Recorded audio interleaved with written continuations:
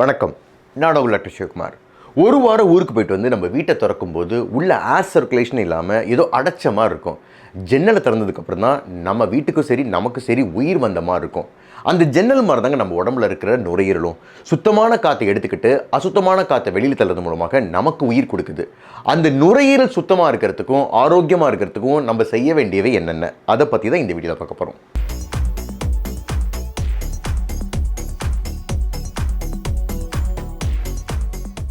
நம்ம உடம்புல ஒவ்வொரு அணுவும் வேலை செய்கிறதுக்கு சரி, உயிரோடு இருக்கிறதுக்கு சரி ஆக்சிஜன் தேவை. இந்த ஆக்சிஜன் லங்ஸ் மூலமாக தான் வருது. பட் நம்ம கண்ணில் இருக்கிற கார்னியா தவிர, அந்த கார்னியா மட்டும்தான் ஆக்சிஜனை டைரெக்டாக வெளி உலகத்துலேருந்து எடுத்துக்கும். மற்றபடி எல்லா உறுப்புக்கும் எல்லா அணுக்கும் ஆக்சிஜனுக்கு லங்ஸை நம்பி தான் இருக்குது. இந்த லங்ஸை ஆரோக்கியமாக வச்சுக்கிறதுக்கு 6 வழிகள் இருக்குது. அதில் நம்பர் 1 ரொம்ப ரொம்ப முக்கியம். இப்போ 6வது என்ன அப்படின்னா, improve your indoor air quality. எப்போதும் சரி, எல்லா விஷயத்துலையும் சரி, வெளி உலகத்தை பார்த்தா கோவப்படுவோம், கவலைப்படுவோம். நம்ம எப்படின்னு நம்ம பார்த்துக்க மாட்டோம். அதே மாதிரி தான் இந்த ஏர் பொல்யூஷன் விஷயத்துலையும் சரி. வெளியில் ஏர் பொல்யூஷன் ஜாஸ்தியாக இருக்குது அப்படின்னு மாஸ்கெல்லாம் போட்டு போகும். ஆனால் நம்ம அதிகமாக வாழ்கிற வீடு எப்படி இருக்குன்னு பார்த்துக்கணும். நம்ம வீடானது ஹைலி வென்டிலேட்டடாக இருக்கணும். அதாவது காற்றோட்டம் அதிகமாக இருக்கிற மாதிரி இருக்கணும். க்ளீனாகவும் இருக்கணும். கார்பெட் இருந்தாலோ இல்லை சோஃபா இருந்தாலோ அதை வேக்கமோ இல்லை க்ளீன் பண்ணியோ வச்சுக்கணும். அதே மாதிரி அதிகமாக நம்ம வீட்டில் இந்த ஏர் ஃப்ரெஷ்னர் இல்லை ஹைலி சென்டட் கேண்டில்ஸை யூஸ் பண்ணாதீங்க. ஏன்னா இதெல்லாம் யூஸ் பண்ணுறதுனால நுரையீரல் பிரச்சனை வரதா ஸ்டடி சொல்லுது. அதே மாதிரி இண்டோர் பிளான்ஸ் வீட்டில் அதிகமாக வச்சுக்கிறது நல்லது. ஏன்னா இந்த இண்டோர் பிளான்ஸ் எல்லாம் டாக்ஸின்ஸ் அண்ட் பொல்யூட்டன்ஸை ஃபில்டர் பண்ணுறது மட்டும் இல்லாமல் ஹியூமிடிட்டியை ஜாஸ்தி படுத்துறதுனால ரெஸ்பிரேட்டரி டிசீஸ் வராமையும் தடுக்கும். சார், என் வீடு சிட்டி சென்டரில் இருக்குது, இந்த பொல்யூஷன்லாம் வராமல் தடுக்கவே முடியாது அப்படின்னா, நீங்கள் அட்லீஸ்ட் நீங்கள் தூங்குகிற ரூம்லையாவது இந்த air purifier with HEPA filter வச்சுக்கிறது நல்லது. 5வது, keep your weight in check. அதாவது உடல் பருமன் ஏற்படாமல் உடல் எடை அப்படிங்கிறது கண்ட்ரோல்டாக இருக்கணும். உடல் பருமன் ஏற்பட்டால் ஹார்ட்டுக்கு நல்லதில்லை, கிட்னிக்கு நல்லதில்லைங்கிறாங்க. லங்ஸுக்கும் இதுக்கும் என்ன சார் சம்மந்தம் அப்படின்னா, உடல் எடை கூடுச்சு அப்படின்னா அங்கங்கே கொழுப்பு சேர ஆரம்பிக்கும். சப்போஸ் இப்போ வயிற்றுப்பகுதியில் கொழுப்பு சேர ஆரம்பிச்சு அப்படின்னா இந்த கொழுப்பானது டயஃப்ரமில் கம்ப்ரெஷன் ஏற்படுத்தும். டயஃப்ரம் அப்படிங்கிறது ஒரு வால் மாதிரி, ஒரு பார்ட்டிஷன் மாதிரி. அது நெஞ்சு பகுதிக்கும் வயிற்றுப்பகுதிக்கும் நடுவில் இருக்கிற ஒரு வால் மாதிரி. இதை கம்ப்ரெஸ் பண்ணும். இதை கம்ப்ரெஸ் பண்ணுறது மட்டும் இல்லாமல் லங்ஸையும் கம்ப்ரெஸ் பண்ணும், செஸ்ட் வாலையும் கம்ப்ரெஸ் பண்ணும். இதனால் லங் கெப்பாசிட்டி, லங் வால்யூம் இது ரெண்டுமே குறைஞ்சிருது. அது மட்டும் இல்லாமல் ஏர்வே ரெசிஸ்டன்ஸை உண்டாக்குது. அதே சமயம் கொழுப்பு அங்கங்கே சேருறதுனால மூச்சு விடுறதுக்குனே யூஸ் ஆகிற சில தசைகள் உண்டு. அது பேர் ரெஸ்பிரேட்டரி மசில்ஸ் அப்படிம்பாங்க. இந்த ரெஸ்பிரேட்டரி மசில்ஸ் எல்லாமே வீக் ஆகிடுது.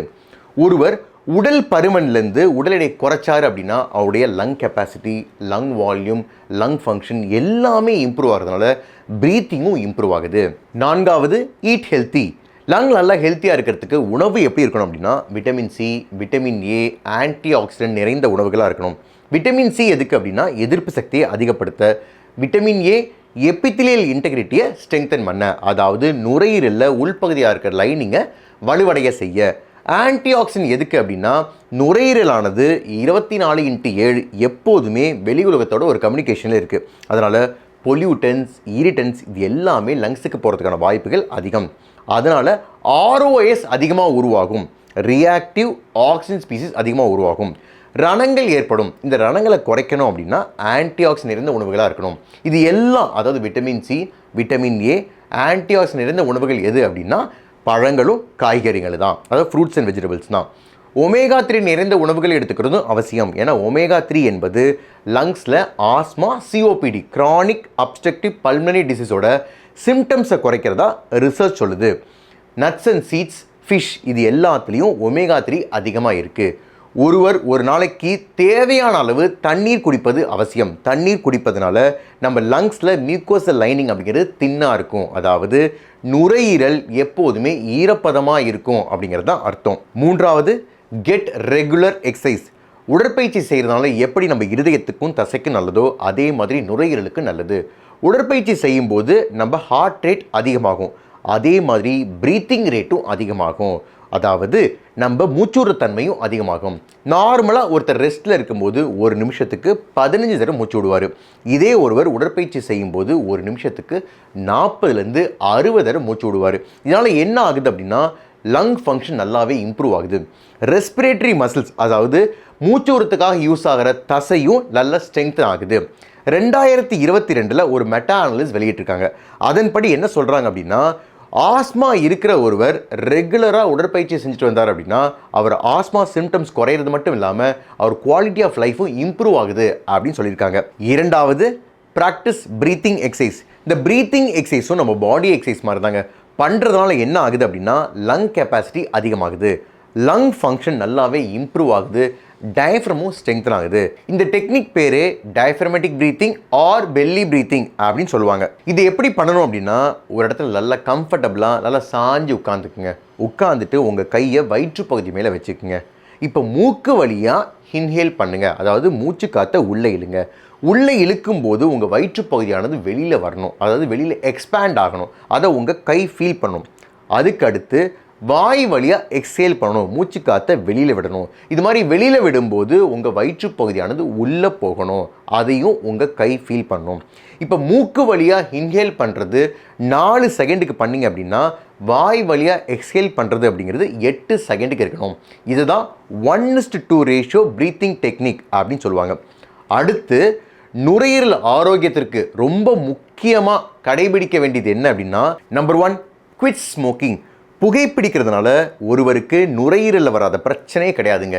அதாவது ஆஸ்மாலேருந்து சிஓபிடி, கேன்சர் வரையும் எது வேணால் வரலாம். புகைப்பிடிக்கிறத நிறுத்திட்டாரு அப்படின்னா 24 மணி நேரத்தில் அவர் உடம்புல நல்ல விஷயங்கள் நடக்க ஆரம்பிக்கும், நல்ல மாற்றங்கள் நடக்க ஆரம்பிக்கும்.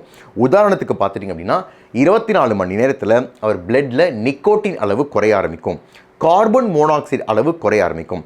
சில நாட்கள்லேயே மூச்சு திணறல், இருமல் ரெண்டுமே குறைய ஆரம்பிக்கும்.